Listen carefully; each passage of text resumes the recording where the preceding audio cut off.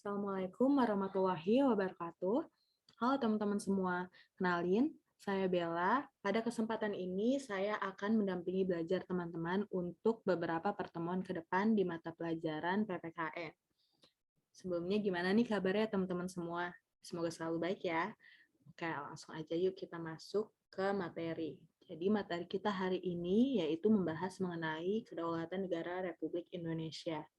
Sebelumnya apa sih kedaulatan itu? Nah, kedaulatan berasal dari bahasa Arab, yaitu daulah yang berarti kekuasaan tertinggi. Salah satu filsuf Yunani, yaitu Plato, menyebutkan bahwa ilmu bahwa sumber kekuasaan menurutnya adalah filsafat atau ilmu pengetahuan. Pemikiran tersebut didasari pada anggapan bahwa ilmu pengetahuan yang dapat membimbing seseorang yang memegang pemerintahan dengan benar dan kembali kepada keadaan yang sempurna secara ideal.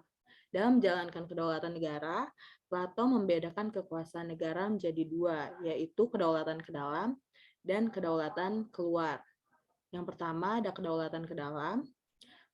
Kedaulatan ke dalam memiliki arti bahwa bangsa yang merdeka memiliki kekuasaan untuk menyusun serta mengatur organisasi pemerintahan sendiri menurut kehendak bangsanya sendiri, serta kekuasaan untuk mengelola semua yang ada di wilayah yang mengandung sumber daya alam, baik di darat, laut, maupun udara yang bertujuan untuk kemakmuran rakyatnya tanpa campur tangan negara lain.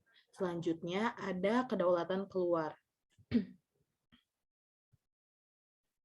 Kedaulatan keluar memiliki arti bahwa kekuasaan untuk berhubungan dan bekerja sama dengan bangsa lain. Misalnya adalah pelaksanaan kedaulatan mengadakan perjanjian dengan negara lain, menyatakan perang atau perdamaian, dan ikut serta dalam organisasi internasional.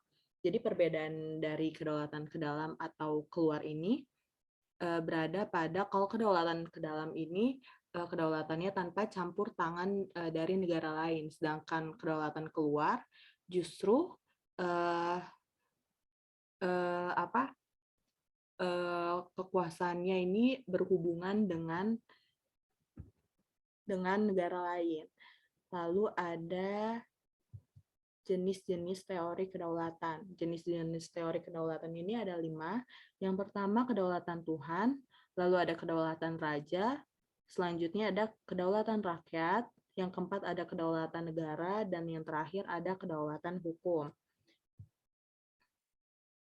Untuk kedaulatan Tuhan, teori kedaulatan Tuhan ini mulai berkembang di dunia pada abad ke-5 sampai abad ke-15. Teori ini menjelaskan bahwa kekuasaan tertinggi di dalam sebuah negara berasal dari Tuhan. Setiap hal akan bersumber dari ajaran Tuhan yang kemudian diberikan kepada pemimpin negara. Jadi pemimpin negara itu dianggap memiliki kemampuan memegang kekuasaan dan berperan menjadi utusan Tuhan di dunia ini.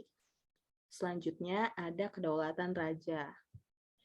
Pelopor dari kedaulatan raja ini yaitu Niccolo Machiavelli. Beliau mengungkapkan teori ini melalui karyanya yang berjudul Il Principe. Machiavelli ini beranggapan bahwa raja merupakan seorang pemegang kekuasaan yang mutlak dalam suatu negara. Berdasarkan teori ini, raja sangat berperan penting dalam membuat aturan dan mengatur warga negaranya. Negara yang menganut kedaulatan raja ini sering dikatakan sebagai negara monarki.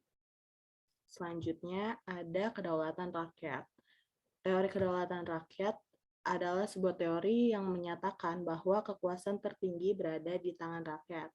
Negara yang menganut kedaulatan rakyat ini, setiap pemimpin negara dan wakil rakyatnya akan dipilih oleh rakyat.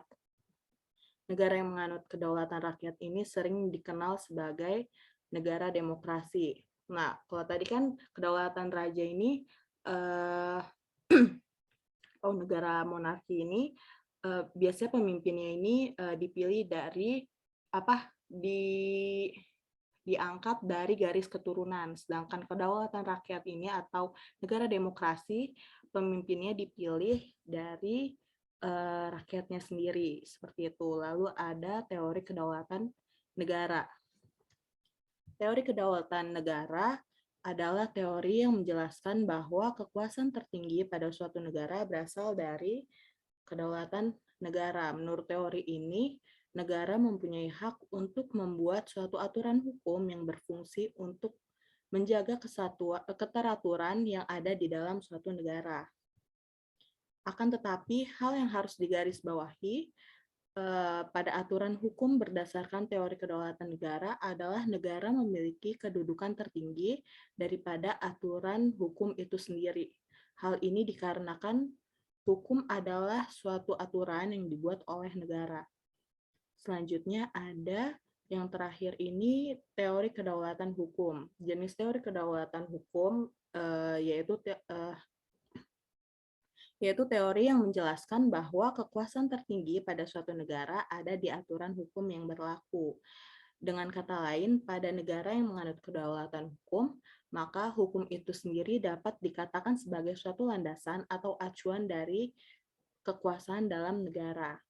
Seperti itu, teman-teman.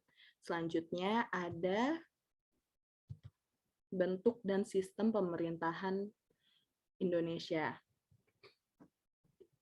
Bentuk negara Indonesia adalah negara kesatuan yang lebih sering disebut Negara Kesatuan Republik Indonesia atau NKRI.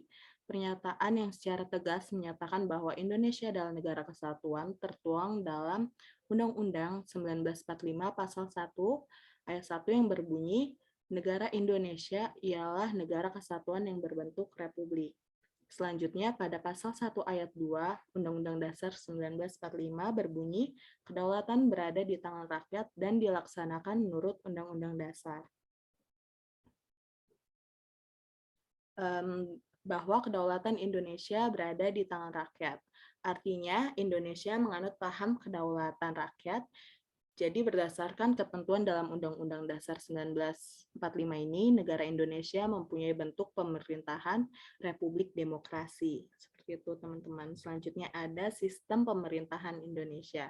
Sistem pemerintahan Indonesia ini menganut sistem pemerintahan presidensial. Indonesia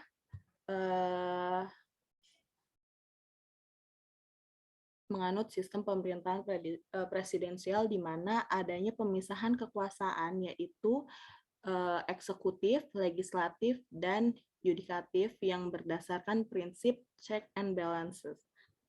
Selanjutnya, karakteristik dari sistem pemerintahan presidensial ini yaitu yang pertama, presiden adalah kunci dalam pengelolaan kekuasaan menjalankan pemerintahan negara.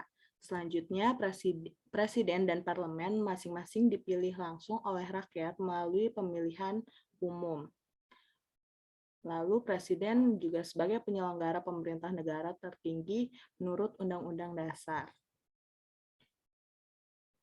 Lalu ada kedaulatan negara Republik Indonesia, sifat-sifat dari kedaulatan negara Republik Indonesia. Yang pertama itu mengutamakan kebersamaan, persatuan, dan kesatuan bangsa. Selanjutnya, kedaulatan yang dimiliki oleh rakyat dapat disalurkan lewat lembaga perwakilan rakyat seperti DPR. Lalu ada jaminan kebebasan kepada warga negara atau rakyat untuk menyampaikan pendapat, gagasan, saran, dan kritik kepada pemerintahan sepanjang tidak bertentangan dengan Pancasila. Lalu ada menjunjung hak asasi manusia dan hak warga negara. Seperti itu. Lalu ada prinsip kedaulatan menurut Undang-Undang Dasar 1945.